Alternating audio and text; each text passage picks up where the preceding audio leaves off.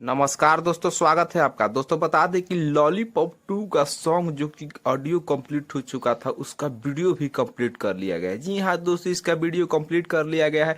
Power star fan में खुशी की लहर है, जो कि ये गाना बहुत बवाल है। दोस्तों चलिए दोस्तों, इस गाने के बारे में कुछ बात करते हैं।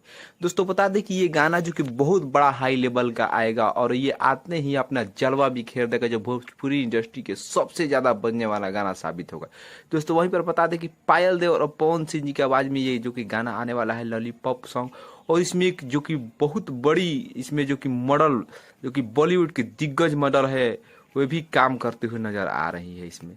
जो कि ये बता दें दोस्तों कि ये जो कि लॉलीपॉप जो कि वन जो था कि लॉलीपॉप सॉन्ग जो कि वर्ल्ड वाइड जो कि ये सुपर हिट है, और ये भी गाना बहुत बवाल शूट हुआ है, जो कि आप सबके बीच तहलका मचा देगा दोस्तों, और भोजपुरी इंडस्ट्री में एक कीर्तिमान हासिल कर लेगा ये गाना। दोस्तों वहीं पर बता दें कि ये जो कि ये इसका शूटिंग जो कि बहुत हाई लोकेशन पर हुआ है, और लोकेशन इतना खूबसूरत है कि देखकर दिल गदगद हो जाएगा।